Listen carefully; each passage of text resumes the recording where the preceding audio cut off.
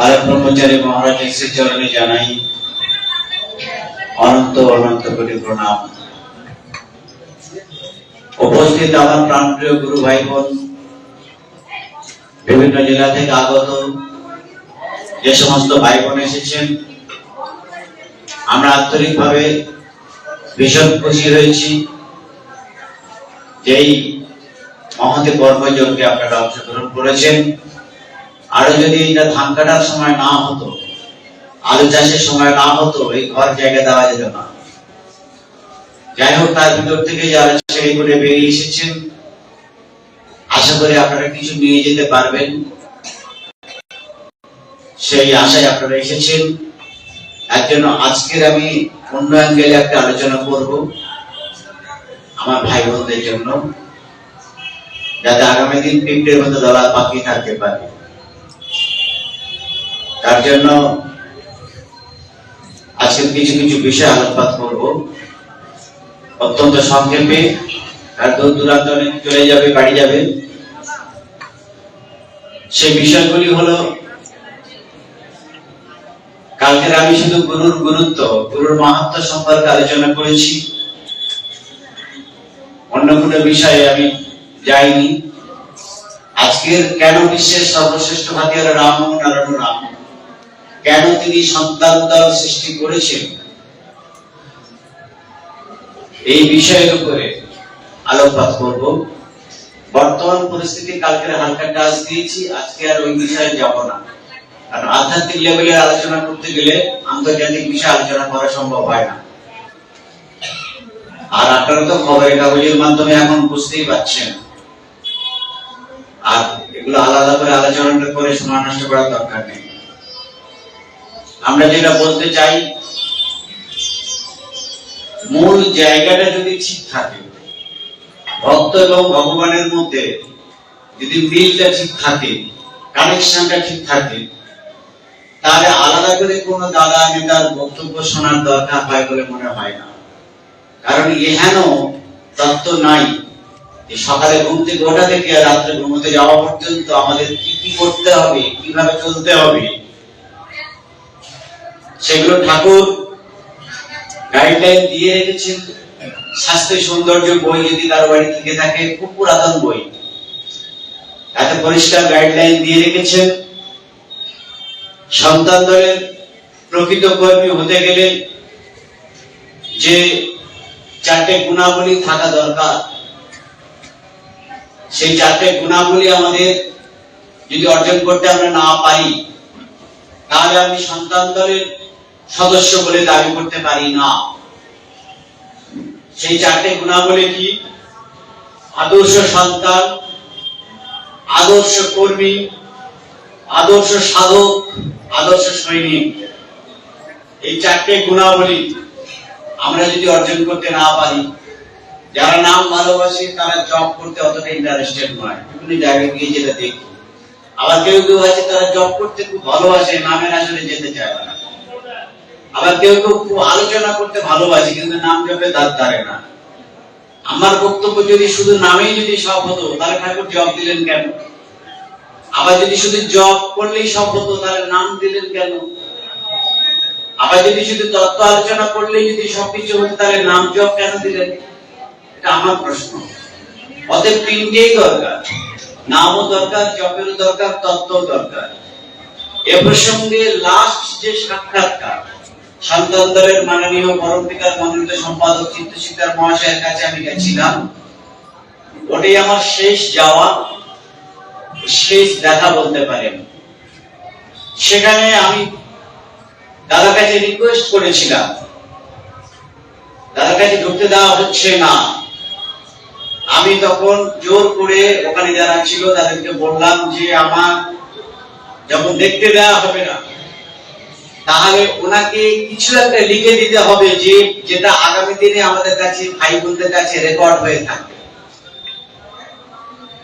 সেখানে জ্যোৎস্নাদির মারফত যিনি হিসাবে থাকেন, দাদাকে দেখভাল করতেন, তিনি তখন নিচে ঘরে থেকে, আমি দাদাকে দেখতে পেলাম না, উনি হাতের কাছে যে কাগজ পেয়েছেন, এই অম্বুজা ইয়েতে আর কি তাতে লিখছেন রাম নারায়ণ রাম, সবার মঙ্গল হোক। এটা চিত্তশিক্ষক মহাশয়ের শেষ বার্তা। রাম নারায়ণ রাম, সবার মঙ্গল হোক, শুভ হোক, সবাই পরম পিতার আদর্শ কর্মী হও, আদর্শ সৈনিক হও, আদর্শ সাধক হও, নিঃস্বার্থ নিষ্কাম কর্মের সাধনা করে যাও। মাইন্ড ইট, আবার বলছি, এটা একদম সিগনেচার করা মাননীয় চিত্তদার। রাম রাম, সবার মঙ্গল হোক, শুভ হোক, সবাই পরম পিতার আদর্শ কর্মী হও, আদর্শ সৈনিক হও, সাধক হও, নিঃস্বার্থ নিষ্কাম কর্মের সাধনা করে যাও। ওই বাতাসের মতো, জলের মতো, সূর্যের মতো সন্তানদের স্রষ্টা বিশ্ব পিতা জন্মসূত্র ঠাকুর শ্রী বালক ব্রহ্মচারী মহারাজের মনোনীত সম্পাদক চিত্ত শিকদার 4/8/22। এই শেষ সাক্ষাৎকার পেলাম না, তাই বাড়ি থেকে এটা লিখে পাঠালেন। সুতরাং ঠাকুর যা বলেছেন সেটা মাননীয় চিত্তশিকদার মহাশয় তিনি একই কথা বলে গেছেন যে আগামী দিন আমাদের চলার গাইডলাইন কি হবে। কারণ আমি তত্ত্বটা অনেক আগে জানতাম যে সন্তান দাবি সম্পাদক আড়ালে যাবেন কিছুদিনের জন্য। সেটা ঠাকুরেরটা যেমন লিখিত ছিল, পড়া যাবকে বা অন্যান্য জায়গাতে আছে, বা ঠাকুরের ছোট ছোট ঘরোয়া ক্লাসে ইঙ্গিত আছে, কিন্তু চিত্তশিকদার মহাশয় যে আড়ালে যাবেন সেটা লিখিত কোনো দলিল নাই, কোনো প্রচারিত না। আমি যেটা জানতাম একান্ত সাক্ষাৎকারে মাননীয় চিত্তদার যে পার্সোনাল ডায়েরি ছিল, সেই ডায়েরি আমাকে নাকতলা বাড়িতে যখন ভাড়া থাকতেন কলকাতা নাকতলা, সেখানে পার্সোনাল আমাকে ডাকা হয়েছিল। সেইখানে উনি ওনার একটা পার্সোনাল ডায়েরি, ওনার সম্পর্কে ঠাকুর যে কথা বলেছিলেন সেগুলো লিখিত ছিল, 45 মিনিটের ভাষণ। আমাকে শুধু বলল, আমি কলকাতায় হুগলি হিন্দু মোটর থেকে প্রোগ্রাম থেকে ফিরছি, একই গাড়িতে চিত্তদা এবং আমি আছি, ওরা গাড়ি রিজার্ভ করে পাঠিয়েছিল। তখন চিত্তদা নিজেই বলেছিলেন একদিন সময় করে আমার বাসায় এসো। তো আমি চিন্তা করলাম আমি একা যাব, তো সঙ্গে একজনকে নিয়ে যাই। তার যদিও আমাকে একা যেতে বলেছে, বলে টেপুদাকে সঙ্গে নিলাম, চলুন আপনিও চলুন। টেপুদাকে আপনারা চেনে ইচ্ছা করে থাকেন, টেপুদাকে সঙ্গে নিলাম, নিয়ে গিয়ে গেছি। নাকতলা বাড়িতে যখন ঘরে ঢুকেছে আমার দিকে তাকালেন, টেপুদার দিকে তাকালেন, আর কিছু বললেন না। বলে আলমারি খুলে ঠাকুর চিত্তদার সম্পর্কে যে কথাগুলো বলে রেখেছেন সেই কথাগুলো আমাকে জাস্ট ডায়েরিটা দেখে বললো একটু দেখে রাখো, নোট করতে বা রেকর্ড করতে। তখন তো এত বড় ফোনের রমরমা ছিল না, আর বড় ফোন আমার কাছেও ছিল না। তো বাধ্য হয়ে কি করবো, আমি টেপুদারে বললাম আপনার তো স্মৃতিশক্তি ভালো, আপনি অর্ধেক মুখস্থ করবেন, আমি অর্ধেক মুখস্থ করে নিই।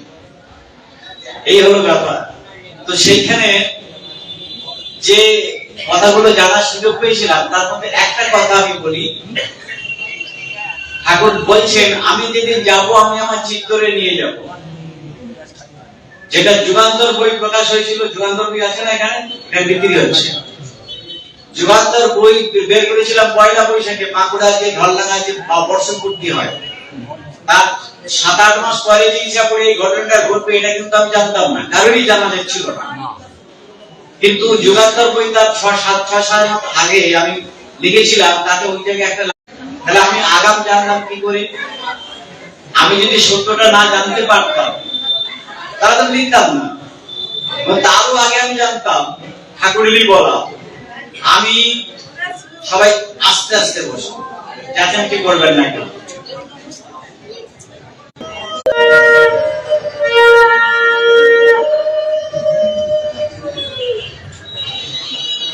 তো যারা আসছেন আস্তে আস্তে বসুন, সামনে অনেক জায়গা আছে।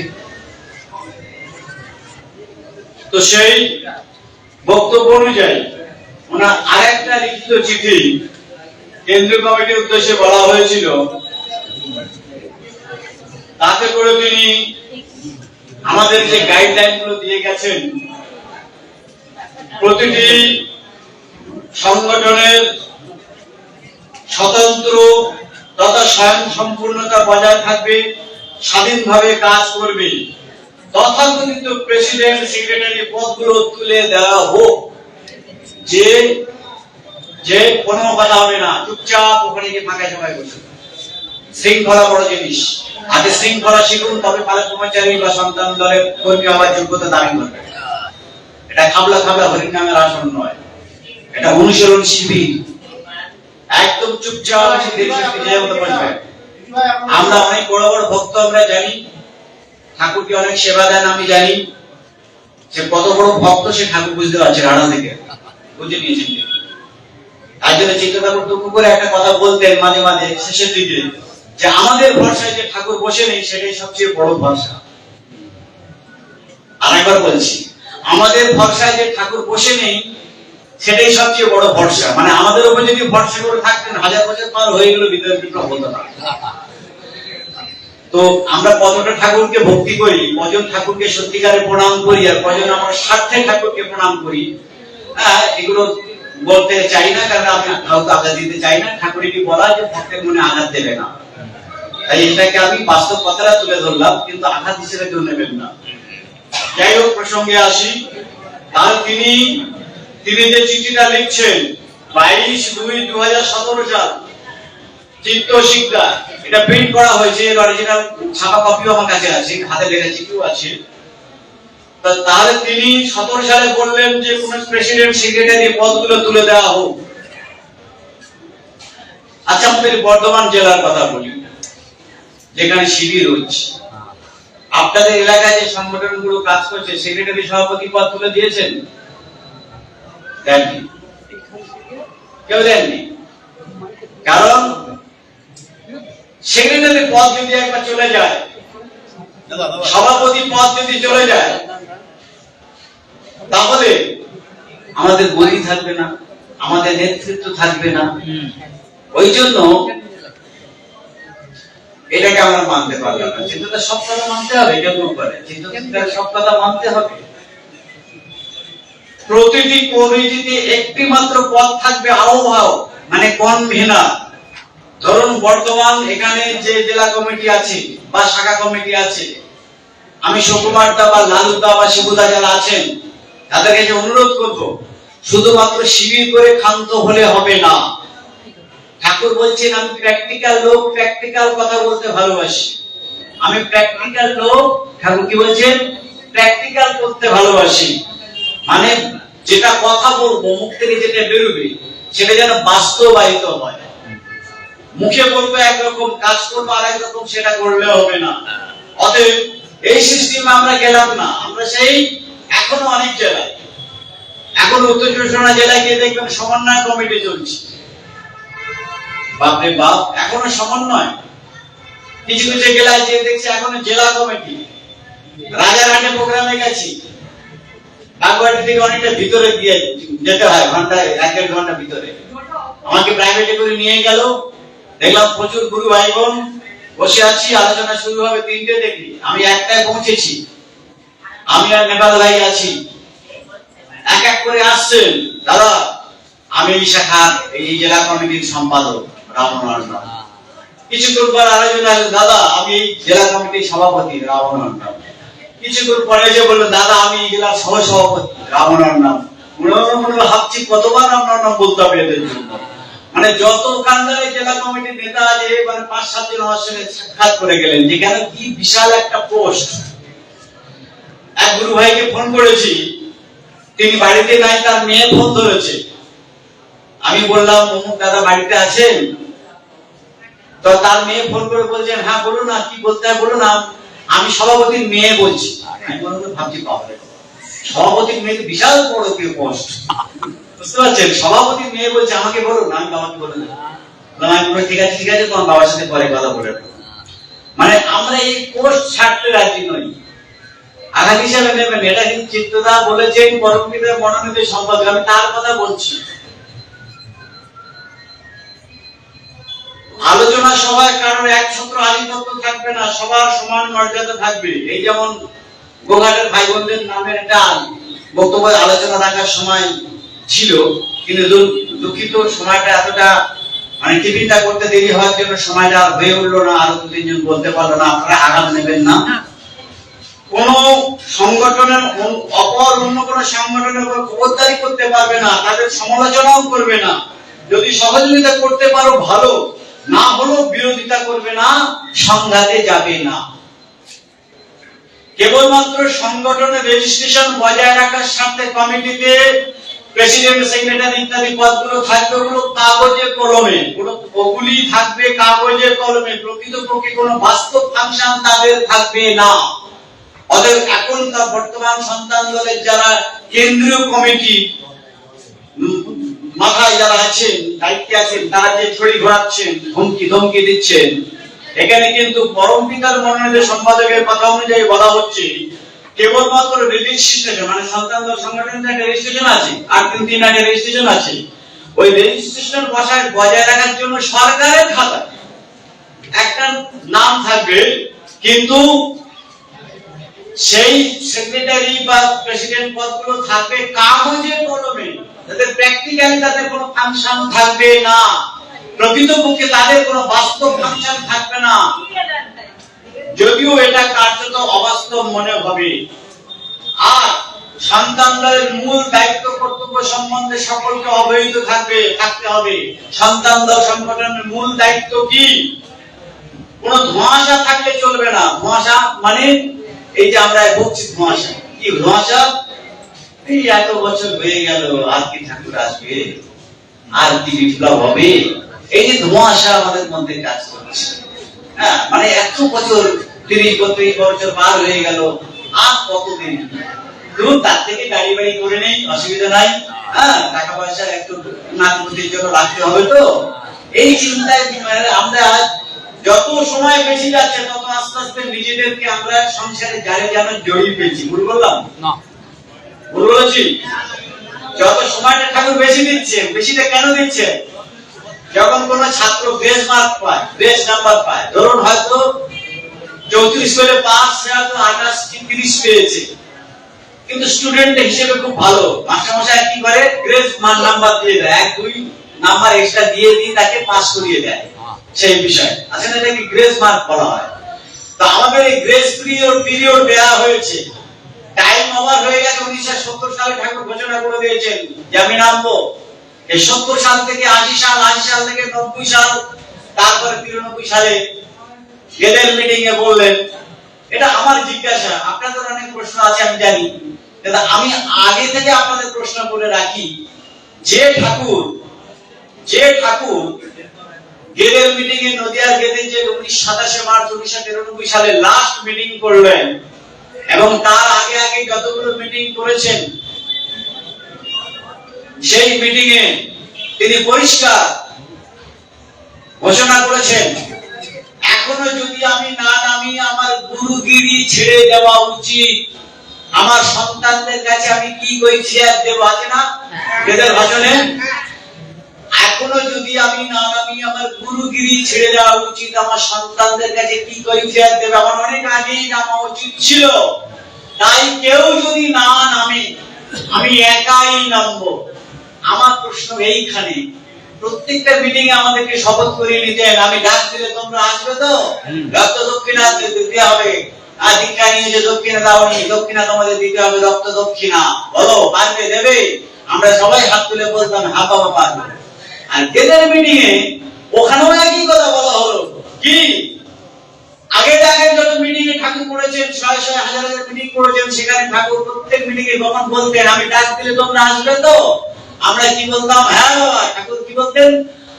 ঠিক আছে। আর গেদের মিটিং এ ঠাকুর কি বললেন? ঠিক আছে, আর বললেন না। বললেন কি, যেই বললেন আমি ডাক দিলে তোমরা আসবে তো, সবাই বললো হ্যাঁ বাবা। তখন ঠাকুর বললেন দেখি কিরকম আসবা। ঠাকুরের ভাষা, ঢাকাইয়ার ভাষা, মানে দেখি তোমরা কিরকম আসো, মানে একটা সূর্যের চ্যালেঞ্জ দিয়ে রাখলেন যে সত্যি সত্যি পরম পিতার ডাক যখন আসবে আমরা সবাই তার ডাকে সাড়া দেব না। তাই এই যে অন্তর্যামী, তার 8-10 কোটি দীক্ষিত সন্তান, তাকে কেন বলতে হলো যে কেউ যদি না নামে আমি একাই নামবো? কেন বলতে হলো তাকে? তিনি জানেন যে আমরা যতই হাত তুলে শপথ করি না কেন এরা আমাকে ভুলে যাবে, আমার ডাকে এরা সময় মতো সাড়া দেবে না। তাই আজকের এই জ্বলন্ত বাস্তব কথাগুলো আপনাদের অনেকেরই ভালো লাগবে না। উনি ওনার ব্যক্তি মতামত জানিয়েছেন এবং সেই কর্মপদ্ধতি তিনি নির্ধারিত করে যাচ্ছেন। তার মধ্যে 1 নম্বর প্রধান দায়িত্ব নাম প্রচার। অনেক এলাকাতে নামই বন্ধ হয়ে গেছে। জবদান্ত অন্য কথা, তত্ত্ব আলোচনা দূরের কথা, নামটাই বন্ধ হয়ে গেছে। বহু সংগঠন আছে, বিভিন্ন জেলায় ঘুরছি তো আমি হাল খুশে বেড়াচ্ছি প্রত্যেকটা জেলায় দেখছি অনেক জেলার নামই বন্ধ হয়ে গেছে। এই নামটাকে জোর কদমে, আরে বাবা তোমাদের কাছে ঠাকুর আছে বা নাই সেটা পরের কথা, মহাপ্রভু তো চলে গেছে। তো মহাপ্রভুর ভক্তরা নাম কীর্তন করে না, হরে কৃষ্ণ নাম করে না? যারা বলছেন ঠাকুর চলে গেছে, নামটা করতে আপত্তি কোথায়? তিনি তো আমাদের এই যুগের শেষ যুগোপযোগী নাম করে দিয়েছেন, সেই নামটা কেন বন্ধ হবে? তাদের বিশ্বাসে আমি আঘাত করতে চাই না, তাদের বিশ্বাস নিয়ে তারা থাকুক। ঠাকুর যখন আসবেন তখন তিনি বুঝে নেবেন। তিনি যখন লাটায় শুধু টান দেওয়া শুরু করবেন, কে আসের দলে, কে নায়ের দলে, কে হ্যাঁ দলে, কেউ নায়ের দলে, ও সব একাকার হয়ে যাবে। হ্যাঁ, ব্রিগেডে যখন দমদম সেন্ট্রাল জেল মিটিং এ তিনি মিটিং করছেন আর বলছেন, একদম লাস্টের ভাষণ খেয়াল করে দেখবেন, মানে গেজের মিটিং এর আগের মিটিংটা, সেই মিটিং এ ঠাকুর বলছেন, এতদিন তোমাদের উদ্যোগে আমি মিটিং এ গেছি, এবার আমি আমার নিজের উদ্যোগে একটা মিটিং ডাকবো, মহামিলনের মিটিং।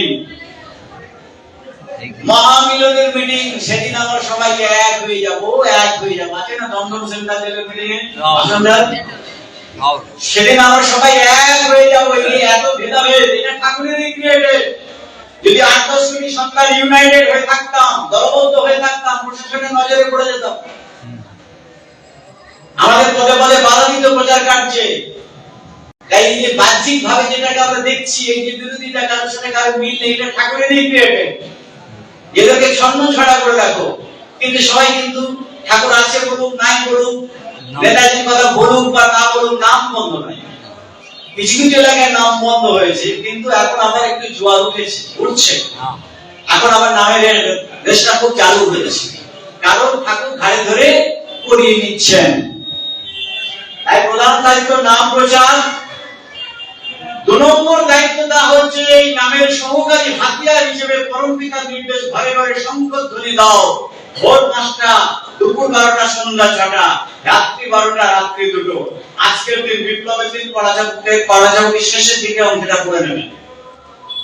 3 নম্বর দায়িত্ব সন্তান দলের আদর্শ, তত্ত্ব, আদর্শ, দায়িত্ব, কর্তব্য সম্পর্কে তোমরা নিজেরা মাঝে মাঝে কর্মীদের নিয়ে আলোচনা করবে। যেটা আজকে যেটা আমরা করছি, যে মাঝে মাঝে ওই বইপত্রগুলোকে ওই ঢোকায় দিয়ে খাওয়াবার দরকার নাই। মাঝে মাঝে সময় করে ফেসবুক নিয়ে গালা ছড়াছড়ি না করে ঠাকুরের নাম, ঠাকুর সম্বোধনী ভাড়া বেড়ে গেছে, হ্যাঁ সম্বোধনী দেন।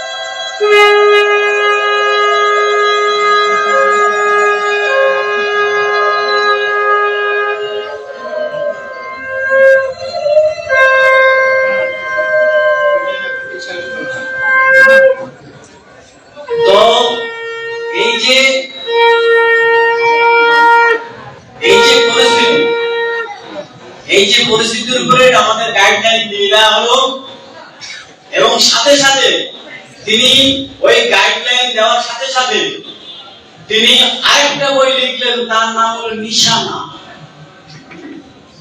মানে আমরা ভাই বোনেরা যাতে বিভ্রান্ত হয়ে না পড়ি, তার জন্য নাম দেওয়া হলো, বইটার নাম নিশানা। গাইডলাইনে দেওয়া আছে, যাদের কাছে আছে তারা পড়ে নেবেন, আমি পড়ে সময় নষ্ট করবো না।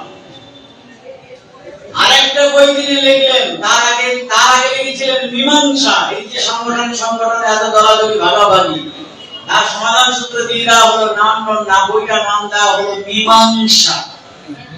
যাতে চিত্তশিক্ষক মহাশয় এখান থেকে বেরোবার আগে কেউ যাকে দোষ দিতে না পারে, যে হঠাৎ তিনি ঠাকুরের মধ্যে লোডশেডিং হয়ে গেলেন, কাউকে কিছু বললেন না, কিছু জানালেন না, তার জন্য গাইডলাইনটা আগে থেকে দিয়ে দেওয়া হলো।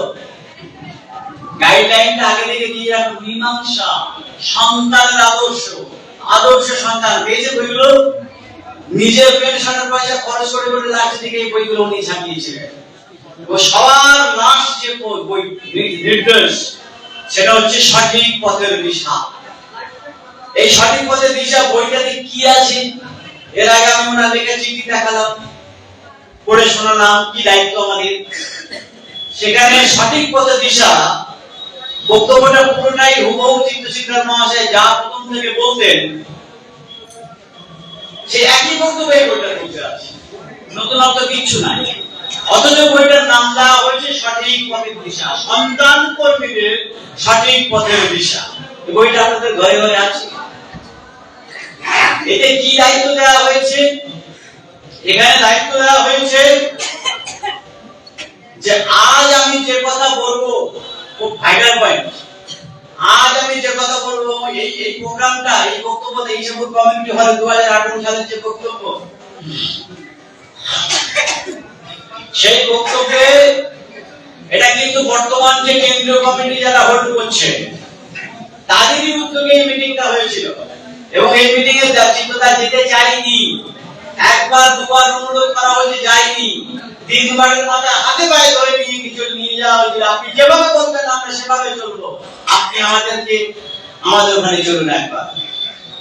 এই 3 বার মাথায় অনুরোধ করে তিনি ইচ্ছাপুর কমিউনিটি হলে গেলেন, যে তিনি বক্তব্য শুরু করলেন, আমার প্রাণপ্রিয় ভাই বোনেরা যেভাবে বলেন, তারপরে বলছেন আজ আমি যে কথা বলবো, যে মতামত দেব, সেটি চিত্ত শিক্ষার মত হিসাবে নেবেন না। ভাইটাল পয়েন্ট, মাইন্ডেড, কথা বন্ধ। যারা বাইরে দাঁড়িয়ে আছেন তার জায়গাতে বসুন। আজ আমি যে কথা বলবো, যে মতামত দেব, সেটি চিত্ত শিক্ষার মত হিসাবে আপনারা নেবেন না। পরম পিতার প্রতিনিধি হিসাবে চিত্ত শিক্ষার মুখ থেকে পরম পিতার নির্দেশ, পরম পিতার অভিপ্সা, পরম পিতার নির্দেশ। আচ্ছা, একটু আলোচনার পরে আপনারা ভাবে চিন্তা করুন, না ফেলে না ফেলে। আচ্ছা,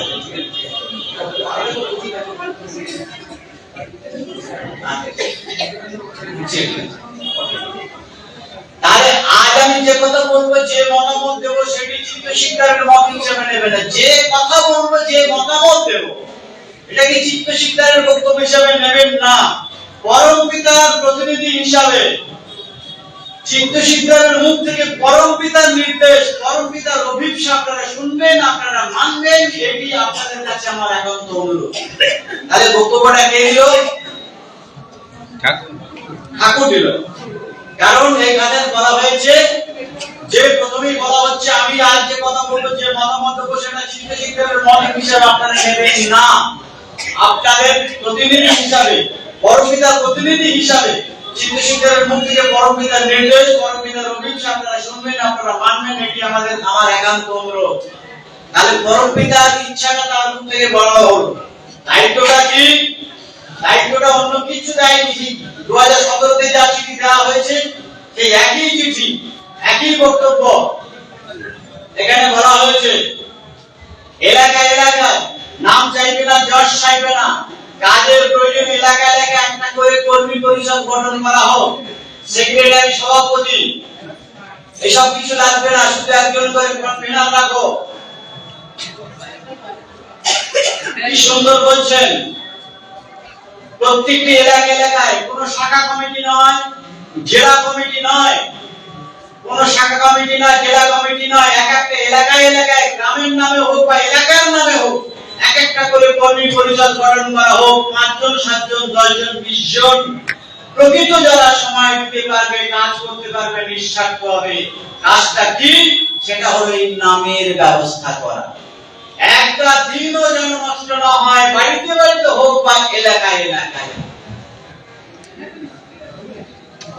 এটা 1 নম্বর দায়িত্ব। তাহলে বাকিগুলো বলে আমি সময় নষ্ট করবো না। তাহলে তিনি যেটা বললেন, আরেকটা গাইডলাইন দিলেন, এই যে নামের ফাঁকে ফাঁকে কিভাবে, কেন নাম করব, কেন কিভাবে ব্যাপকতায় যাওয়া যায়, কিভাবে নামটাকে ব্যাপকভাবে প্রচার করা যায়, কিভাবে নামের ফাঁকে ফাঁকে তত্ত্ব আলোচনা করা যায়, তত্ত্ব মুখস্থ করতে পারি, ঠাকুরের ইচ্ছা মাফিক প্রকৃত সন্তানের রূপ যাতে দিতে পারি, ঠাকুরকে কি জন্য এসেছেন, কি করতে এসেছেন, কি করবেন, আমাদের করণীয় কি, সন্তানদের প্রকৃত অর্থ কি, আদর্শ কি, আগামী দিন আমাদের কি ভূমিকা থাকবে, এই সবগুলি জানবার জন্য নিজেদেরকে তৈরি করে রাখা। তাহলে আমরা যে আত্মপ্রস্তুতি শিবিরের আয়োজন করেছি, ভুল সিদ্ধান্ত নিয়েছি না ঠিক সিদ্ধান্ত নিয়েছি? এটা পরম পিতার ইচ্ছা, তার মুখ থেকে বলানো হয়েছে। এবং তিনি বলছেন যে তোমরা মাঝে মাঝে তোমরা আলোচনা করবে। কি আলোচনা করবে? যে আগামী দিনে আমাদের দায়িত্ব কি হবে, আমাদের কর্মসূচি কি থাকবে, আমাদের করণীয় কাজটা কি, সেই সব নিয়ে, ঠাকুরকে, তার গুরুত্ব কি, এইসব নিয়ে আলোচনা করা। শুধু নাম করলে হবে না, তার মাঝে মাঝে ফাঁকে ফাঁকে একটু মাঝে মাঝে কর্মীদের নিয়ে আলোচনা করা। আর এখানে বর্ধমান জেলার গুরু ভাই বোন যারা উপস্থিত আছেন বা অন্যান্য জেলার যে সমস্ত গুরু ভাই বোন আছেন, আপনাদের সাধ্যবাদী, যেখানে দেখবেন বড্ড সাংগঠনিক ক্যাচাল, নেতার বড় বড় মানুষ, সভাপতির মেয়ে বা না বললাম বলবো, সভাপতির ছেলে, বাবা মরে গেছে, বাবার ছেলে সে এখন সভাপতি, এরকম যার যে জায়গায় দরকার নেই সেখানে সংবাদে যাওয়ার দরকার নেই, সেখানে যেমন ভাবে নামটা চললেই তো হলো, নাম চলতে চলুক। আর যেখানে সম্ভব যে এলাকায় এলাকায় সেই এলাকার অ্যাক্টিভ কর্মী যারা সক্রিয় কর্মী, যারা নামটাকে ধরে রেখেছে, তাদেরকে নিয়ে ছোট ছোট এলাকার নামে হোক একটা করে কনভেনার আহ্বায়ক রেখে বাকি সবাই সদস্য, এবং সেই সদস্যের প্রথমে 1 নম্বরে যেন শ্রী ঠাকুরের নামটা থাকে। এই যে মতামত পরবর্তীতে মনোনীত সম্পাদক চিত্রশিক্ষা মহাশয় দিলেন, এটা কি আপনাদের আপত্তি আছে? আপত্তি নাই তো? কারো তাহলে সবাই একবার হাত তুলে রামনাম বলুন। তাহলে এই যে গাইডলাইন তিনি দিয়েছেন, উন্নত নতুন কোন ফর্মুলা দেয়নি, যে নাম আমরা করছি সেই নামটা যাতে আরো ব্যাপকভাবে করা যায়, একটা দিনও যেন নষ্ট না করা হয়। এই সংগঠনে যত সর্বসাধারণ গন্ডগোল সেক্রেটারি আর সভাপতি পদ নিয়ে এই পদগুলোকে তুলে দাও, এই শুধু একটা করে আহ্বায়ক রাখো, তাহলে এই ক্যাচালটা আর থাকে না। তাহলে এই সহজ ফর্মুলাটা আমরা কেন মানতে পারছি না? তার জন্য তিনি আরেকটা বই লিখলেন, উৎস, আপনাদের কাছে আছে। এখানে আমাদের প্রকৃতপক্ষে সন্তানদের আগামী দিন কি দায়িত্ব হবে সেটা তিনি এই বইতে উল্লেখ রেখেছেন। আমি বই পড়ে পড়ে বলতে গেলে 3-4 ঘন্টা টাইম লেগে যাবে। বইগুলো আপনাদের কাছে আছে, এলাকায় ঢুকেছে, সেটাও পর্যন্ত আপনারা পড়ে বুঝে নেবেন। এবারে আমি আসি আমাদের যে দায়িত্ব, আমরা যে জায়গাটায় এখন আমরা দ্বন্দ্বে ভুগছি, সেই দ্বন্দ্বটা কি? ঠাকুর চলে গেছে, মারা গেছে, আর আসবে না, ওটা নির্বিকল্প সমাধি নয়, ওটা নাকি কন্ট্রোভার্সি, কোথাকার এক গলানন্দ সদানন্দ নাকি আবির্ভাব হয়েছে, হঠাৎ আমরা জীবনে তাকে দেখিনি, কোনদিন তার নাম শুনিনি, হঠাৎ ফাঁকা মাঠ পেয়ে দেখি দুম করে আবির্ভাব হয়ে গেল, এসেছে বাবা ঠাকুরের কথা বলো, কাজ করো, কোনো আপত্তি নাই। কিন্তু তুমি নির্বিকল্প সমাধি নামক ওই আগুনের উপর হাত দিচ্ছ কেন বাবা? জানো না যে ওই জায়গাটা আগুনে হাত দিলে হাতও পড়ে যেতে পারে? কারণ নির্বিকল্প সমাধি মত যিনি হবেন, এই পুরাতন বই, বিভূতি বই, এটা জেরক্স কপি, অরিজিনাল আমার বাড়িতে আছে, এই 9 নম্বর অধ্যায়ে পরিষ্কার তিনি বলে রাখছেন, বিভূতি সম্পন্ন মহান মুহূর্তে সমাধিস্থ হয়ে দেহ ফেলে রেখে ইচ্ছা মতো অন্যত্র বিচরণ করতে পারেন, পরে আবার যখন খুশি আপন দেহে ফিরে আসতে পারেন। যে মৃত্যুর পরে মানুষ আর ফিরে আসে না, সে মৃত্যু সম্পূর্ণতার পরায়ত্তে যে কোনো মুহূর্তে তিনি মৃত্যুকে বরণ করতে পারেন, আবার যে কোনো মুহূর্তে আবার বেঁচে উঠতে পারেন। এই যে মৃত্যু, এটা তাদের সহজাত সমাধি। ব্যাপারটা ক্লিয়ার? বিভূতি বই আজকের বই না, পুরনো যারা গুরু বই আছে তাদের বাড়ি গিয়ে খোঁজ করে দেখুন, সেই আজ থেকে মনে হয় 50-60 বছর আগের বই, 50-55 বছর, 1970 দশকের বই। তারপর তিনি বলছেন, নিজের ক্ষমতাকে যারা কন্ট্রোল করতে পারেন, ইচ্ছা মতো তারা দীর্ঘ পারেন, তারা ইচ্ছা মতো তাই দীর্ঘ 6 মাস ব্যাপী নির্বিকল্প সমাধিতে থেকেও সুস্থ শরীরে ফিরে আসতে পারেন। 6 মাসের কথা বলা হলো। এরপরে তাদের দেহের বিন্দুমাত্র পরিবর্তন হয় না, সেটা আমরা দেখেছি। 56 দিন এখানে দেখছিলেন ঠাকুর, 52 দিনের মাথায় মেডিকেল টিম দিয়ে কাকার পাইন দিয়ে কপাল ঘষে ঘষে দেখেছে, চামড়া ওঠেনি, দাড়ি টেনে টেনে লেগেছে, হাতের আঙুল পায়ের আঙুল হাঁটু ভাঁজ করে করে দেখছে, পেট চিপি চিপে দেখছে, নাড়ি বুড়ি যদি পচে যায় তাহলে বেরিয়ে যাবে। কারা পরীক্ষা করছে? সরকারের পাঠানো মেডিকেল টিম। মানে তাও আবার 52 দিনের মাথায়, 52 দিনের মাথায় সত্যিকারের ডেড বডি যদি থাকে, কিছু থাকে না অস্তিত্ব, সে তো পচে দুর্গন্ধ হয়ে পচে হাড়গোড় বেরিয়ে যাবে। সেখানে 52 দিনের মাথায় সরকারের পাঠানো মেডিকেল টিম গেল, তারা গিয়ে বলছে সবকিছু পরীক্ষা করে সকালে সবাই যখন ডাক্তার সাঁতারা ঠাকুরের ব্যক্তিগত চিকিৎসা জিজ্ঞেস করছেন, স্যার আপনি কি দেখবেন আপনারা? তখন উনি বলছেন, no, don't disturb him. Disturb মানে ডিস্টার্ব কাকে করা যায়? মরা মানুষকে ডিস্টার্ব করা যায়? ঘুমন্ত মানুষকে ডিস্টার্ব করা যায়? ওই চারটে সরকারি পাঠানো মেডিকেল টিম তারা গিয়ে বললেন যে ডোন্ট ডিস্টার্ব হিম, ওনাকে বিব্রত করবেন না।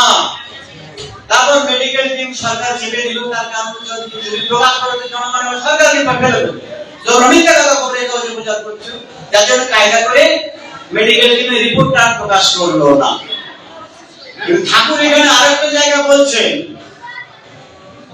যে সেই সমাধিস্থ দেহ, এতদিন সহজাত সমাধি বলে নির্বিকল্প সমাধির এতক্ষণ ব্যাখ্যা দিচ্ছিলেন, ভালো কথা। হঠাৎ অপ্রাসঙ্গিক ভাবে আগুনের প্রসঙ্গ টেনে আনা হচ্ছে, সেই সমাধিস্থ দেহ আগুনে ফেলে দিল, আগুন সাড়া দেবে না।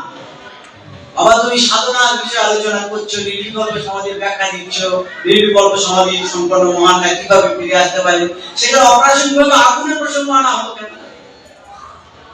তার মানে বুঝিয়ে দেওয়া হলো যে তাকে তিনি যখন সমাধিমগ্ন হবেন 6 মাস ব্যাপী, তখন সেই দেহটাকে কেড়ে কুড়িয়ে পোড়াবার চেষ্টা হবে, কিন্তু তাকে সেই দেহ আগুনে সাড়া দেবে না। তার জন্য সেটাই হয়েছে। 3-3 ইলেকট্রিক চুল্লিতে ঢুকিয়েছে, ইলেকট্রিক চুল্লি ততবার অফ হয়ে গেছে, তারপরে দীর্ঘদিন অফ হয়েছিল।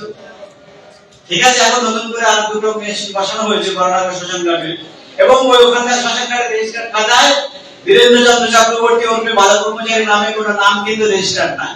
যদি পড়াবে যে কোনো ডেড বডি তার বার্নিং সার্টিফিকেট থাকবে, তো বার্নিং সার্টিফিকেট কোথায়? পড়াতে পারলে তো সার্টিফিকেট দেবে। তো সাংবাদিকরা যখন সুভাষ চক্রবর্তীকে ঘিরে ধরলো, আপনার অপারেশন সৎকার কেমন হলো? উনি তো একটু রাজনীতিবিদ, পাকা অভিনেতা, বললেন যুগ্ম থেকে কঠিন অপারেশন। পেপার বেরিয়েছিল না, যুগ্ম একটা হিন্দি সিনেমার বই, মানে চারদিকে ইলেকট্রিক তার ঘেরা, তার মাঝখানে একটা হীরের মাছ থাকবে, ওপর থেকে দড়ি ধরে নেমে ওখান থেকে হীরের মাছটা চুরি হয়ে যাবে, একটা নকল মাছ বসিয়ে রেখে দেওয়া হবে, চারদিকে ইলেকট্রিক তারের দিকে হাত লাগে তো কারেন্ট শটে মারা যাবে। এটা যুগ্ম বইয়ের ঘটনা। সেটা তিনি বোঝাতে চাইলেন যে যুগ্ম থেকে কঠিন অপারেশন মানে, সুভাষ চক্রবর্তী বললেন যুগ্ম থেকে কঠিন অপারেশন মানে আসলে হীরের মাছ চুরি হয়ে গেছে। বুঝতে পারছেন? এটাই বোঝাতে চাইলেন। আপনি কিন্তু বন্ধ টন্ধ পেয়েছিলেন 52 দিনের মাথায়, উনিও গেছিলেন দেখতে 52 দিনের মাথায়। না বন্ধ কি বাবা, আমি তো নাকি নস্যি নেই, নস্যি দিয়ে নাকের নস্যির গন্ধে কি 52 দিনের পচা বডি নাকের গন্ধ ঢুকবে না? যারা নস্যি নেন, আপনারা যারা নস্যি নেন কেউ নাকি, আপনার সামনে যদি একটা পচা ইঁদুরের বসি ফেলে দিই, আপনার গন্ধ পাবেন না? আমাদেরকে পুরো পোকা বানিয়ে দিয়েছেন। যাই হোক, তাহলে পরম পিতার মুখের বাণী বেদবাক্য, ঠিক কিনা? তার মুখের বাণী বেদবাক্য ক্রান্ত সত্য, তার বলিতে কোনো ভুল নাই। কারণ এই যে মৃত্যু, এটা তথাকথিত মৃত্যু, যিনি চির সমাধি অবস্থায়, তিনি বলছেন আমি চির সমাধি অবস্থায়, আমি তোমাদের সাথে কথা বলি তোমাদের মতো হয়ে, তোমাদের সাথে বিচরণ করি কয়েক ধাপ নেমে এসে, তার আলাদা করে কিসের সমাধি? গোটা বিশ্ব ব্রহ্মাণ্ডটা, গোটা বিশ্ব ব্রহ্মাণ্ডটা মানুষ যদি কাছাকাছি হয়ে উঠবে, এটা কথা বলতে পারতে বেশি, তার জন্য বেশি হই হট্টগোল, মারামারি, গাড়াগাড়ি, গুণগুণি করে। ওটা মহাকাশের দিকে তাকিয়ে দেখুন, এত বড় বড় গ্রহ নক্ষত্র, সূর্য চন্দ্র, কত গ্রহ নক্ষত্র রয়েছে আকাশের বুকে। কোন গন্ডগোল আছে? সবাই সবার একে অপরের প্রেম ভালোবাসার টানে এত বিশাল বিশাল দেহ সত্তা, একা বিশাল সূর্য সত্তা, কি বিশাল বিশাল বৃহস্পতি, বুধ, শুক্র, কারোর সঙ্গে কারোর সংঘাত নেই। আর সেই সৃষ্টির মানুষ হিসেবে আমরা সংঘাতে জর্জরিত হয়ে যাচ্ছি। তাই এই কালকের আমি ব্যাখ্যাটা দিতে চেয়েছিলাম, আজকের আমি বলছি, আমার এক গুরুগণ প্রশ্ন করছিলেন রাতের বেলা যখন ক্লাস হয়, যে এই নির্বিকল্প সমাধিটা সম্পর্কে যদি আমরা ক্লিয়ার হতে পারি, এর কনসেপশনটা আমরা যদি ক্লিয়ার হতে পারি, তাহলে ঠাকুর সম্পর্কে যে দ্বন্দ্বটা আমাদের কেটে যাবে। সেটা কি? এই যে আমরা মহানাম করছি, রাম রাম, এটা হচ্ছে বর্ণ পরিচয়। যেমন বাচ্চাদের লেখাপড়া শেখাতে গেলে কি করতে হয়? প্রথমে বর্ণ পরিচয় শেখাতে হয়, তাই না? বর্ণবোধ, বর্ণ পরিচয়। সুর বাজে, বাজে গানে বাজে না, ঠাকুরের বলা। সুর বাজে, বাজে গানে বাজে না। আপনি যদি মহানামে সুরটাকে সেইভাবে যদি বাজাতে পারেন, চর্চা করতে পারেন, সেটা যেন ঠাকুরই সুরে হতে হবে। ঠাকুর যদি নাম দেবেন যে তোমরা রাম নাম দিলে, সুরকের উপর গাইলেন কেন? সুরটা করে গাইলেন কেন? কিন্তু নিজে গিয়ে দেখালেন কেন যে আমি যেভাবে গাইছি এইভাবে গাও। ঠাকুরের কাছে নাম নিয়ে বহুবার কমপ্লেন গেছে, বারবার ঠাকুর ও বলছে তোমার সুরে নাম করতে, বলছে বেদে সুরে নাম করতে, সাঁওতালি ভাইরা তারা তো বেদে সুরে করে না, তাদের কি হবে? এইসব ক্যাটার ঠাকুর কাছে প্রায় সময় যেত। ভক্তের ভগবান তো কাউকে আঘাত করতেন না। তিনি কি বলতেন? যেটা করছিস কর, সবশেষে আমার দেওয়া সুরটা একটু করিস, এতে কাজটা ভালো হয়। কাজটা বুঝলেন কিছু? কাজটা কি বুঝলেন? যেটা করছিস কর, ভক্তের ভগবান তো কাউকে আঘাত দিতে পারে না। ধরুন এখন ভালো ভালো শিল্পী যারা আমাদের সংগঠনে আছে, একটু ভালো ক্লাসিক্যাল দিতে পারে,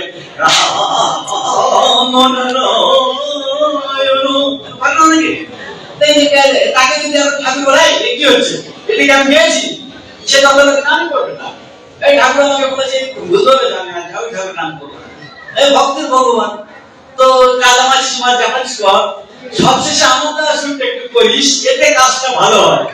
যে নামটা করলে ঠাকুর দেওয়া সুরে কাজটা ভালো হয়, সেটা করবো নাকি আমরা আমাদের মতো কায়দা করে গান করবো? কোনটা? ঠাকুর দেওয়া সুরটাই করবো তো। তাহলে এই নাম বা জপ, বীজ মন্ত্র যারা পেয়েছে, এই নাম জপের পরের স্টেজ হচ্ছে ধ্যান। এবং যেটাকে ঠাকুর বলছেন, তোমরা যে নাম যখন করবে, আমরা যে নাম করি, এই খাবলা খাবলা হরির নাম, আমি কথাটা বলে থাকি এই কারণে, নাম করছি এদিকে জন্ম করছি, দেখি কোথায় লাল করে এলো, সে আমার নামটা শুনছে কিনা ভালো করে, নাম করে উঠে একটু বললাম, কি দাদা আমার নামটা ভালো হয়েছে তো? হ্যাঁ, খুব ভালো হয়েছে। হ্যাঁ, এইরকম নাম করা নাই। তুমি কাউকে বিনা লাগে খুশি করার জন্য বা কোনো লাল করে নীল করে খুশি করার জন্য নাম করছো না, তুমি খুশি করার জন্য নাম করছো তাকে। কাকে প্রার্থনা জানাচ্ছ? পরম পিতাকে। মহান অর্থ বলে নাম করো, মহান অর্থ বলে জপ করো। কথাটার মানে কি? এখন বলেননি মহান অর্থ বলে নাম করার কথা, মহান অর্থ বলে জপ করার কথা কেন বলেছেন? এই মহান অর্থ বলে নাম করো, মহান অর্থ বলে জপ করো কথার অর্থ এটাই যে হে বিশ্বপিতা, হে স্রষ্টা, তুমি তোমাকে আমাকে মিশিয়ে নাও, লীন করে নাও, তোমার চরণে আমার ঠাঁই দাও। এই প্রার্থনা সুলভ মন নিয়ে যদি আমরা নাম করি, যেটাকে বলা হয় ধ্যানযুক্ত নাম বা ধ্যানযুক্ত জপ। তাই নাম জপের পরের স্টেজ হচ্ছে ধ্যান। ধ্যানে যখন আপনি প্রতিষ্ঠিত হয়ে যাবেন, তখন দেখবেন খুব, যখন বেশ কিছুক্ষণ আপনি নাম করবেন, খুব মানে একনিষ্ঠ ভাবে যখন নাম করবেন, গুরুগত মানে হয়ে ঠাকুরের শ্রী চরণ আর শ্রীমুখ আপনি যদি হৃদয়ে রেখে আপনি মনটাকে একদম কনসেন্ট্রেট করে নাম করতে থাকেন, তাহলে তখন আপনি একা হবেন না। আপনার সঙ্গে কিন্তু অনেক ওরা জোগাড় হয়ে যাবে। তারা কারা বলুন? কোনো কথা হবে না। খুব পবিত্রতার কথা বলছি। আপনি যে একা নাম করছেন, আপনি যদি প্রাণাপোষ আপনার সঙ্গে একই সঙ্গে সংকার করে দেন, তখন যে একটা মাদকতা তৈরি হবে, তখন আপনার মধ্যে যে একটা মাদকতা তৈরি হবে, তখন আপনার কথা বলতে ভালো লাগবে না, কারোর সাথে কথা বলতে ভালো লাগবে না।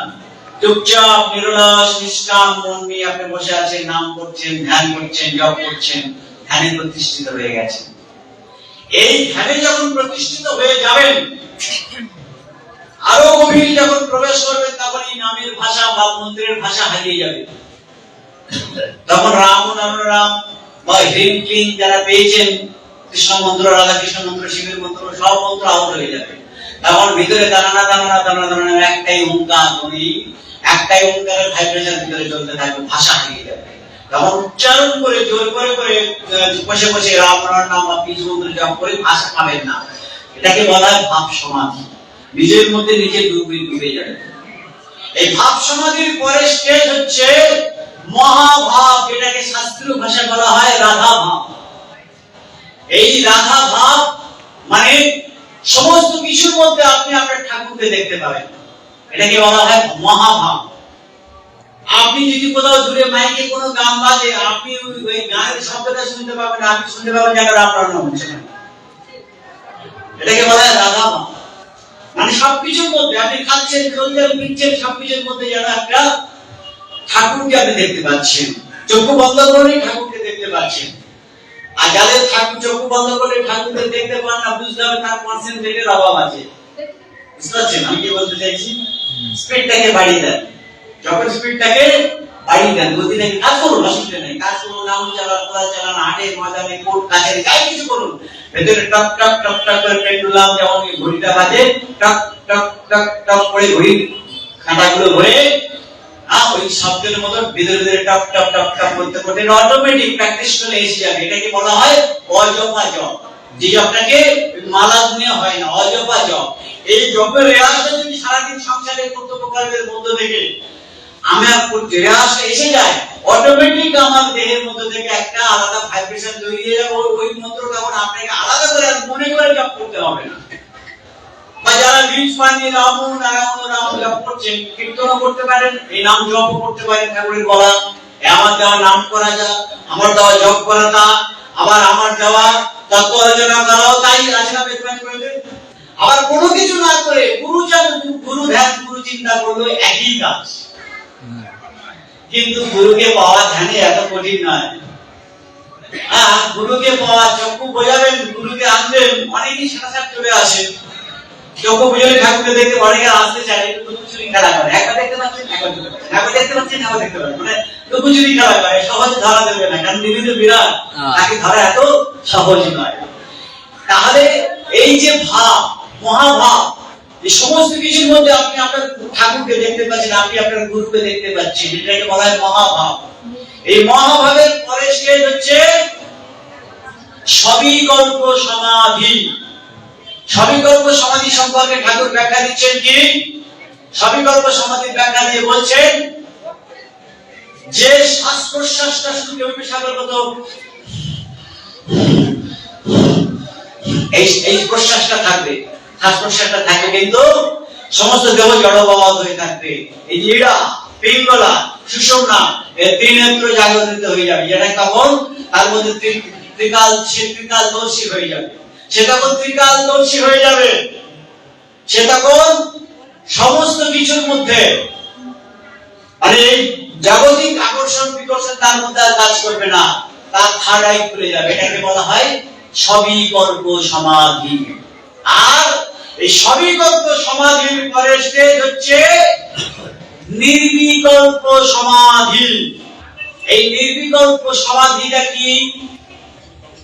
যে দেহের ডান পায়ের বুড়ো আঙুলটা কপালে, বুড়ো আঙুলের ডান পায়ের বুড়ো আঙুলে, আমার দেহের মধ্যে কোটি কোটি যে প্রাণকোষ আছে, এই ক্লাসগুলো শোনার সৌভাগ্য হয়েছিল। আমরা লেকটাউন বাড়িতে যেতাম, সুন্দরবনের পক্ষ থেকে প্রতি মাসে 1500 জন করে যেতাম, এবং সেই ধরো ক্লাসগুলো শোনার সৌভাগ্য হয়েছিল। কোনো বই পুঁথিতে জিজ্ঞাসা করলে আমি প্রমাণ দেখাতে পারবো না, কিছু কিছু প্রমাণ আমি দেখাচ্ছি, সব তত্ত্ব প্রমাণ দেখাতে পারবো না। এই নির্বিকল্প সমাধি সম্পর্কে ঠাকুর বলে রেখেছে, অনেকেই বলে রেখেছিলেন, যারা ঠাকুর বাড়িতে থাকতেন তাদেরও বলে রেখেছিলেন যে আমি যখন সমাধি ভগ্ন হবো, পুরো মৃতবৎ জড়বৎ অবস্থা, দেখলেই মনে হবে মারা গেছে। ডাক্তার পাস পাবে না, প্রেসার দেখলে প্রেসারও পাবে না, কোনো কিছুই পাবে না, কারণ তখন ডেড। কিন্তু একটা মাত্র সেল ডান পায়ের বুড়ো আঙুলে রেখে দেওয়া হয়, ঘুড়ি আকাশে উঠছে, লাটাই হাতে, মাঝে একটা সূক্ষ্ম সুতোর কানেকশন, ওই সুতো ধরে ধরে আবার যতদূর ঘুরে উঠে যাক না কেন আবার ঠিক লাটাইয়ের কাছে ফিরে আসবে, বডিতে আবার ঢুকে যাবে। এটা চিত্তদার কাছেও আরো অনেকের কাছে ঠাকুর ঘোষণা করে গেছিলেন পার্সোনাল ভাবে যে নির্বিঘ্ন সমাধিভগ্ন হলে যখন এই আমার ডান পায়ে বুড়ো আঙুলটা কপালে টাচ করবি তখন একটা কারেন্ট অনুভব করবি, তাহলে বুঝবি আমি সমাধিভগ্ন হয়েছি। কিন্তু আমাকে তখন বেশি ডিস্টার্ব করি না। এখন যা কিছু কিছু নতুন পণ্ডিত বেরিয়েছে, এদের নতুন পণ্ডিত বলি কেন, এরা কিছু কিছু চ্যানেল কিনে নিয়েছে, কিনে নিয়ে উল্টো পাল্টা ভুল ভাল ব্যাখ্যা দিয়ে যাচ্ছে। আর গুরুজি গুরুজি আচ্ছা গুরুজি আচ্ছা গুরুজি, আমি মনে মনে করছি তাহলে গুরুজি কত আমদানি হয়েছে রে বাবা, আমাদের গুরু তো ঠাকুর বাবা ব্রহ্মচারী মহারাজ, এগুলো আর গুরু হলো কোথেকে? এদের ন্যূনতম লজ্জাবোধটুকু নেই যখন কেউ তাকে গুরুজি বলে আখ্যা করছে। যদি সত্যিকার এসে বেদকর্মী হয়, হরনাথদাকে যদি কেউ গুরুজি বলে, গুরুজি হরনাথদা যদি মনে করে ওহ আমাকে সবাই গুরুজি বলছে, তার মানে আমি অনেক বড় জায়গায় পৌঁছে গেছি, এটা কি হরনাথদা ঠিক হবে? হরনাথদা কি করবে? যে দয়া করে আমাকে গুরুজি বলবে না, এটা আমার ঘোর আপত্তি। আমাদের গুরু একজন ঠাকুর বালক ব্রহ্মচারী মহারাজ, আমরা সবাই তার একই স্কুলের বিশ্ববিদ্যালয়ের ছাত্র মাত্র, আমরা সবাই তার সন্তান। তোমরা আমার কাছে আসবে রামা হয়ে, আর এখান থেকে যখন বেরিয়ে যাবে রাম হয়ে, সুবিচার বলছেন ঠাকুর আমরা তার চাকর। রামা, রাম হচ্ছে বাড়ির চাকর, রাম হচ্ছে বাড়ির মালিক, উদাহরণ দিচ্ছেন ঠাকুর। তাই আমরা সবাই চাকর। এখানে কেউ যদি গুরু সাজার চেষ্টা করে ধোপে টিকবে না। এটা সৎসঙ্গীদের মতো, অনুকূল ঠাকুরের সৎসঙ্গীদের মতো সিস্টেম না, সন্তান দল সেই সংগঠন না যে কানের ধারে পিস পিস মাসে শেষে কিছু দিস, পারলে তুই চারটে ধরে আনিস, টাকায় চারানা ভাগ নিস, ওই সিস্টেম সন্তান দলে চলবে না। ওই চ্যানেল খুলে তোমরা যতই লেকচার দাও, ফেসবুক লাইভ করে করে নিজেদের যতই জাহির করতে চাও, ওই গুরুজির কোনো মূল্য নাই। আবার গুরুকে সরিয়ে দিয়ে দেখি না সাইডে ঠাকুর আর মাঝখানে শূন্য যদি, ওরে বাবা বিরাট ব্যাপার। আরে বাবা শূন্য যদি আমাদের তো গরমের কাছে দরকার নেই, আমরা তো ঠাকুর সেই ডাইরেক্ট তাকে পেয়েছি, আমাদের আর গরমের কাছে কি দরকার? গরমের গাছ তো আগামী যুগে যারা থাকবে বেঁধে জীবী তাদের জন্য গরমের গাছ, আমরা তার কাছে মরতে যাবো কেন? সে যেই হোক, ঠিক না বলবো? সবাই ঠিক তো নাই? আমরা যারা গুরুকে পেয়েছি আমাদের কি অন্য কোনো গুরুজির দরকার আছে? তাদের যদি ন্যূনতম বোধ থাকতো, বিবেক বোধ থাকতো, তাদের প্রতিবাদ করা উচিত। এই ভাষাটা আমাকে বলবে না, ঠাকুর যেখানে নিজে বলছেন আমাকে কেউ ভগবান বলবে রাগ হয়, বলেন জানো? আমি তোমাদের ভগবান অবতার শাস্তি আসিনি, আমি এসেছি শয়তান পেটাতে, শয়তানদের বীজ না তুলে উপরে ফেলতে।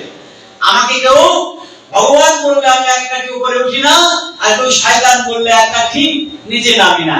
এই যে রিসেন্ট এখন গন্ডগোল হচ্ছে, এই যে আল্লাহকে নাকি কে অপমান করেছে। আরে আল্লাহ আরবি ভাষা আল্লাহ বলা হচ্ছে, ইংরেজি ভাষা গড বলা হচ্ছে, বাংলা ভাষা ভগবান বলা হচ্ছে। তিনি তো একজন সৃষ্টিকর্তা, তিনি মালিক, তিনি তো একজন। আমার বাবাকে কেউ কাকা বলে, কেউ মামা বলে, কেউ মেশো বলে, তা আমি এখন যদি সারাদিন ধরে ভগবানের গালিগালাজ করি, তাতে ভগবানের কি যায় আসে? একদম তারা এই নিয়ে গন্ডগোল লাগানোর বিশাল চেষ্টা করছে, আমাদের আল্লাহকে অপমান করে যায়। বা আল্লাহ কি ওদের কেনা গোলাম নাকি? আল্লাহকে অপমান করেছে। আল্লাহ আবার কিসের অপমান? যাকে ধরা যায় না, ছোঁয়া যায় না, যাকে দেখা যায় না চোখে, তিনি সমস্ত বিশ্বব্রহ্মাণ্ডে বিবৃত হয়ে রয়েছেন, সকলের সঙ্গে মিলেমিশে আছেন। সেখানে কে তাকে গাল দিল, কে তাকে প্রশংসা করলো, তাকে তার কি যায় আসে? সে আইন তুলে নেওয়ার অধিকার তোমাদেরকে দিয়েছে। ভগবানকে যদি কেউ গালাগালি করে, শাস্তি দিতে ভগবান দেবে তাকে, তোমরা শাস্তি দেওয়ার কে?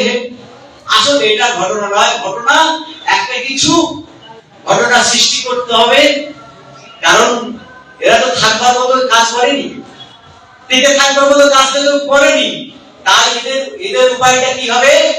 এরা নিজেরাই খেয়ে করে মারামারি করে, ভাষা বইতে আছে না, এরা সব কাটছাড় মারামারি করবে, দলাদলি করবে, এই করে করে আর কিছুই থাকবে না। কিছু যদি বলতো তাহলে কিছু হয়তো থাকতো, কিছুই মানে একটা ভাষ্যিক যোগ আছে, এরা কিছুই থাকবে না।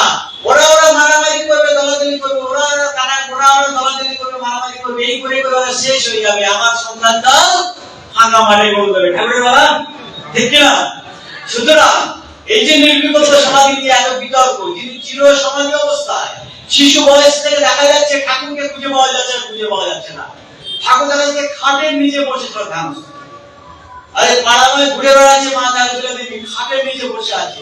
তো ওরা তো সমাধির অনেক কিছু বোঝে না, একদম চুপচাপ বসে আছে কিংবা শুয়ে আছে। অনেকে বলে শুয়ে সমাধি হয়, কে বলেছে শুয়ে সমাধি হয় না? শঙ্করাচার্য 42 দিন ভাবে সমাধি হয়নি পাহাড়ের গুহাতে। শঙ্করাচার্য জীবনে পড়েছেন তো 42 দিন ভাবে পাহাড়ের গুহাতে সমাধি দেওয়ার ফেলে রেখে ভক্তদের বলেছিলেন, আমি যতক্ষণ না ফিরে আসি ততক্ষণ আমার দেহকে তোমরা পাহারা দেবে। 42 দিন ভাবে সমাধি ভবন থেকে এক রাজা মারা গেছিলেন। সেই মৃত রাজা ঝুড়িতে প্রবেশ করে কাম শাস্ত্র জানার জন্য 42 দিন তার সঙ্গে সঙ্গ করে আবার 42 দিনের মাথায় তিনি ফিরে এসেছিলেন। কে বলেছে শুয়ে সমাধি হয়? শাস্ত্র পড়েন, হিমালয় করতে হিমালয় যান। ওই এক মাস 2 মাস 6 মাসের গল্প না, কেউ 5,000 10,000 15,000 পর্যন্ত এই সাধনা করছে। কি করে আছে তারা? এই নির্বিকল্প সমাধি এটা আজকে নতুন ঘটনা নয়। তারপরে এই নির্বিকল্প সমাধি থেকে শুরু হচ্ছে, এই নির্বিকল্প সমাধির পরে স্টেজ হচ্ছে মৃত্যু সমাধি। এই বইটা অনেকের কাছে হয়তো আছে, না থাকলে আমি পাকপাকে দিয়ে দেবো। এই মৃত্যু সমাধির পরে হচ্ছে চেতনা চৈতন্য। আর নির্বিকল্প সমাধি স্টেজ গুলো বলছি। তারপরে সমাধি, এই সমাধিটা আবার কি সমাধি ঠাকুর ব্যাখ্যা দেয়নি, আমি বলতে পারবো না। তারপরে হচ্ছে বিভূতি। তারপরে নাকি আরো 10টা স্টেজ আছে। জানি না বাবা, আমরা তোমার নির্বিকল্পই বুঝতে পারছি না। বিভূতি চেতনা চৈতন্য অত দূর যাওয়ার দরকার নাই। কি আদা বাবার জাহাজের খবর রাখতে পারে? এত বিরাটকে কি পাওয়া যায়?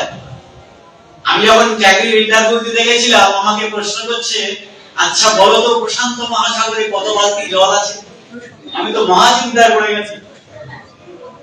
প্রশান্ত মহাসাগর, একটা পুকুরের জল মাপা যায় না, সাগরের জল মেপে বলা যায়? মাথা চুলকে খালি চিন্তা করবো। সে দুদিন আমার বড় বই ছিল, বললাম স্যার এটা তো সম্ভব না এইভাবে গোনা। আমার মনে হয় যে প্রশান্ত মহাসাগরের মধ্যে যদি অত বড় একটা বালতি হয় তাহলে এক বালতি জল আছে। ও থ্যাংক ইউ বুঝতে পারছেন অনেক কিছু। তো যে ঠাকুর বিরাট বিশ্ব ব্রহ্মাণ্ডের মালিক, আজকের আমরা ঠাকুরের যে পরমার্থ বই, এই পরমার্থ বই থেকে আজকে তুলে ধরছি আগামী দিন সন্তান দলের ভাই বোনদের দায়িত্ব কর্তব্য। সেই দায়িত্ব কর্তব্যটা কি? এই পরমার্থ বই, এই পরমার্থ বই, এই বইয়ের এই যে বইটা, এই ভাষণটা একটু বলে রাখি আগে। এই যে ছকটা দেখালাম, এই ভাষণটা দিয়েছিলেন সূর্যধামে ঘরোয়া পরিবেশে 1973 সালের 8ই মে। ঠাকুরের এই সমাধি সম্পর্কে ব্যাখ্যাটা সেই তখনকার আমলের বই, আজকের নতুন বই না। আমার বাড়িতে যদি কোনদিন যান দেখবেন 5খানা শুধু আলমারি আছে। কত সালে বললেন? 73। 5খানা শুধু আলমারি, তার মধ্যে 2টো আলমারি শুধু ঠাকুরের জন্য। নীলমণি দেখাচ্ছে, দেখেছি সবাই সবকিছু দেখাই ওদেরকে। মানে পূজা করতে গেলে পুরোহিতকে মন্ত্র না জেনে গেলে হবে না, সব রকম মন্ত্র থেকে জানতে হবে। আমি যেখানে ঢুকবো সেখান থেকে বেরোবার রাস্তা আমাকে জানতে হবে না। আমরা বোঝাই কি বের দেবেন তা তো ঠিক বিশ্বাস নেই আমাদের দিকে, ওই জন্য একটু পড়াশোনা করে আসতে পেরেছি। তো যাই হোক, যাই কি বললাম, একটু মানে মাঝে মাঝে জোশ না দিলে ভালো লাগে না। এই পরমার্থ বইতে ঠাকুর ব্যাখ্যা দিচ্ছেন, গাইড যদি পোক্ত থাকে তাহলে ওয়ে ঠিক থাকবে। ওয়ে ঠিক হলে 3 লাখ ডিগ্রি হলে সেখান থেকে আর কেউ নামতে পারে না। এই এখনকার সন্তানদের সংগঠনে যারা গাইডেন্স আছে, তাদের গাইডটা ঠিক নেই বলে আজকের ওয়েটা ঠিক নেই, আজকের কর্মীদের বিভ্রান্ত। ভুল বললাম না? কারণ গাইড যদি পোক্ত থাকে তবে ওয়ে ঠিক থাকবে। আর ঠাকুরের কথা বলছেন, আমরা আমাদের প্রিন্সিপালে ঠিক নেই, অথচ আমরা বলি লড়ের বেটা লড়, সিংহের বাচ্চা সিংহ হয়, কিন্তু আমাদের প্রিন্সিপাল ঠিক নেই। ঠাকুর যেখানে বলছেন বিভূতি স্টপ করে দিয়েছি, যশমান চাই না, আমার স্টেমিনা অন্যরকম, অন্যরা সেক্সি ছিল ভোগ করেছে, এত নির্লিপ্ত খুবই কম দেখা যায়, আমার প্রিন্সিপাল আছে, আমি খুব স্ট্রিক্ট। প্রত্যেকটি ডিসিপ্লিন যাদের লাভ করেছি, মানে প্রত্যেকটা ছাত্র যাদেরকে আমি পেয়েছি, ভালোবেসেছি, ট্রেনে, তাদের ট্রেনে নেওয়াই আমার ডিউটি। আমার মূলাধার সংস্কার হয়ে গেছে। একদিন নিষেধ মালাকার মহাশয়কে ঠাকুর ক্লাস করছেন, নিষেধ ঠাকুরের পাশেই দাঁড়িয়ে আছে। আচ্ছা নিষেধ, তুই আমার থেকে কত দূরে আছিস বলতো? নিষেধটা বলছে, তুমি কি আমার সঙ্গে ইয়ার্কি মারছো নাকি? তোমার সামনে আমি দাঁড়িয়ে আছি, তুমি দেখতে পাচ্ছ না? বলছে বল না, তুই আমার থেকে কত দূরে? তো তুমি কি আমার সঙ্গে ফাজলামি করছো? আমি তোমার সামনে দাঁড়িয়ে আছি, আর তুমি আমাকে জিজ্ঞেস করছো তুমি আমার থেকে কত দূরে? আমি তোমার কাজ শুনবো না, যাও বলে রাগ মাগ করে নিচে নেমে এসেছি। 5-7 দিন হয়ে গেলে নিশ্চিত তাহার ঠাকুরের কাজ শুনতে যায় না। হঠাৎ 5-7 দিন পরে ঠাকুর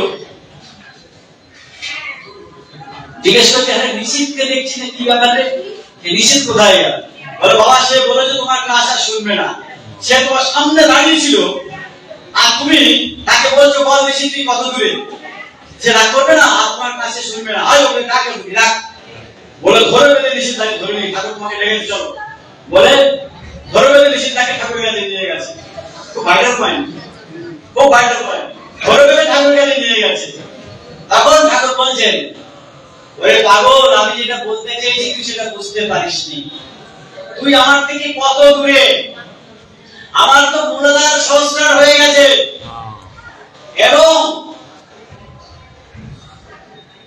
তোরা যদি মূলাধার সংস্কার ভেদ করতে পারিস, সপ্তচক্র ভেদ করতে পারিস, এইরকম 16,000 বার, কতবার বললাম? 16,000 বার করে মূলাধার সংস্কার আমরা এক একটা চক্র ভেদ করতে অক্ষম। হযরত মুহাম্মদ ঠাকুরের ঘরোয়া ক্লাসের কথা বলছি, তিনি সাদিশান চক্রের অধিকারী ছিলেন। মহাপ্রভু গৌরাঙ্গদেব কেবলমাত্র অনাহত চক্রের অধিকারী ছিলেন। এগুলো খুব ঘরোয়া ক্লাসের কথা, খুবই ভাইটাল, প্রচন্ড ভাইটাল। প্রত্যেকের নাম করবো না, অনেক কিছু ব্যাপার আছে। বুদ্ধদেব বিদলের অধিকারী ছিলেন, মানে এক একটা চক্রের অধিকারী ছিলেন। আর ঠাকুর সেখানে শুধু সপ্ত চক্র নয়, ঠাকুর বলছেন তোর এই মূলাধার সংস্কার ভেদ করে যদি 16,000 সব মূলাধার সংস্কার ভেদ করিস, তারপরেও দেখবি যে তুই মূলাধারে পড়ে আছিস আর আমি সংস্কারে বসে আছি। কিছু বুঝলেন? সাংঘাতিক ব্যাপার না? ঠাকুর নিষিদ্ধকে পাওয়ার চেষ্টা করছেন। বাবা নিষিদ্ধের নেতাজির কথা এখন আর বলা যাবে না, মারলে কোথায় গেলালে ধরে, পুলিশ ধরবে। এটা তো ভুয়ো মিথ্যে কথা। এটা আমেরিকার একটা নতুন চক্র, নতুন ষড়যন্ত্র, সন্তান দলের মধ্যে আবার ভাঙন ধরা। ঠাকুরের কাছে নেতাজি ফটো রাখা যাবে না। আমরা কি নেতাজিকে পুজো করি? আমরা তাকে শ্রদ্ধা করি, দাদা হিসেবে তাকে সম্মান করি, ধ্যান করি, নেতাজি ধ্যান করি। তাহলে আজকে এই প্রশ্নটা উঠছে কেন? এত বছর থেকে প্রশ্নটা ওঠেনি, আজকে এই প্রশ্নটা উঠছে কেন? দাদা যা কিছু বলবেন একটু ঘরের ভিতরে গিয়ে, না গেলে সাইডটা করতে অসুবিধা হচ্ছে। অন্য ঘরে গিয়ে পরামর্শ করুন। এত গভীর তত্ত্বের আলোচনা হচ্ছে, ডিস্টার্ব হচ্ছে, আমাকে ক্ষমা করবেন। আমি তো প্রিন্সিপাল মেনটেন করতে ভালোবাসি, পরিবেশ একটা বিশাল থাকে। যত আলোচনা এখানে কেন? অনেক সময় পাবেন, আমাদের একটা প্রোগ্রাম শেষ হয়ে যাবে, যত আলোচনা সেদিন তখন করে নেন, অসুবিধা না।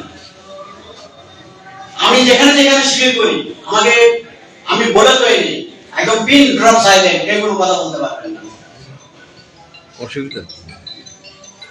তাই ঠাকুর বলছেন আমি আমার প্রিন্সিপাল স্ট্রিক্ট, যে সমস্ত ডিসিপ্লিন মানে ছাত্রগুলোকে মানে আমি লাভ করেছি তাদেরকে ট্রেনে নেওয়াই আমার ডিউটি। তবে